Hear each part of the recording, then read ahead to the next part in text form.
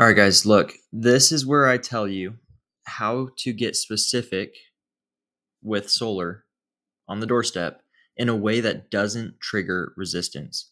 Now, if it does trigger resistance, which it will sometimes, just people are like that, that's the next video. I'll tell you how to handle it.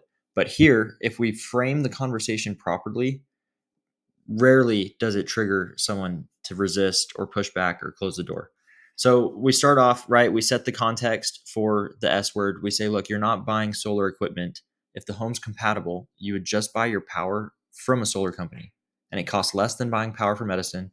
It's not the hassle or headache or investment of solar panels. You just buy cheaper power. Now, at this point, do they know that solar panels are going on the roof? Maybe they suspect it, maybe not. They ask, how does that work? Um, that's how we're going to get more specific. We have to baby step them into that conversation because we can get more specific with our solution when the value is there to balance it. And so the way that we're going to do that, we're going to create value. How do we create value? The value equation. Value is created when there is a gap between where someone currently is and where they want to be. And someone or something can help them close that gap. That's valuable.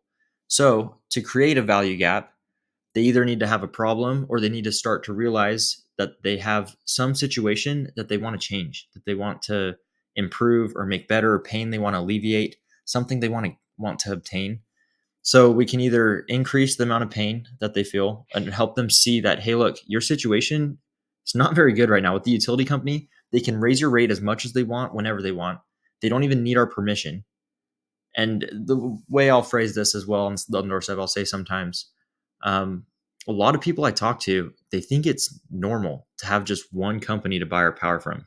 Like one company that sets all the pricing, they send us a bill, we have to pay it. We have no choice. Like, and I get it. Like we've had Edison so long. I mean, that's just what we're used to, but it doesn't have to be that way. And now, like I said, I can't do it for everyone. And I continue. So in order to find the pain, though, we can tell them, we can use statements, and we can also ask questions. We can say, get them to verbalize the pain. Hey, do you pay a couple $100 for a power bill? Okay, yeah. I know it's low most of the year, but what would you say the peak is? Like, what does it get up to in the summertime if you run the AC? Oh, well, yeah, of course, in the summer it goes up to 3, 4, 5, 6, 7, $800 for a single month of power. $500 for a single month? Has it always been $500 for a single month of power? Oh no, well it was less within. Well, are you using more electricity, or are they just raising the rates? No, I think it's just the rate increase. Well, yeah, it's crazy. I mean, if we don't want to pay Edison, who else are we going to pay? They can raise our rates as much as they want, whenever they want. They don't even need our permission. Like, what type of agreement do we have where they can just do that to us, and it's a bill that we have to pay? Now, that's where we can. Now, that's if they're a little hesitant and there's not enough curiosity. Okay, I'll build some pain. Or what we can also do, as we build some pain, we can straight up, some people, I'll just straight up ask them if like they're just kind of going along with it and I can't tell if they're buying in.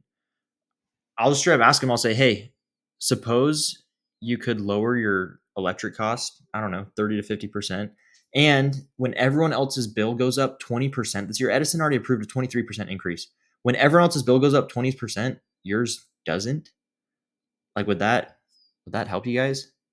And if they say no, dude, I'm out of there. Like, I don't even care. Like, I'm not there. I'm not going to force people to make a decision that's going to help them, because there are so many people.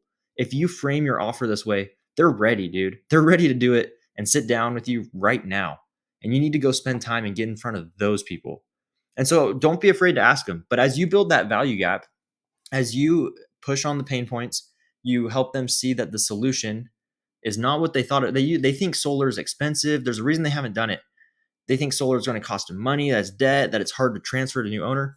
When you help them see that there's pain and that there's a solution that they haven't thought of before, and you could help them bridge it, that's where you can get more specific and you can say, yeah, like the solar. I mean, that's why it's cheaper, right? They're going to produce the solar on your roof. It's a microgrid.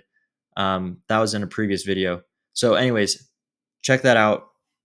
Build the value gap, and then as soon as they understand enough to see how what you do could help them. We're transitioning. We're transitioning. We're transitioning. We're transitioning. That is going to be the next video as well. Check that one out and we'll break it down. See ya.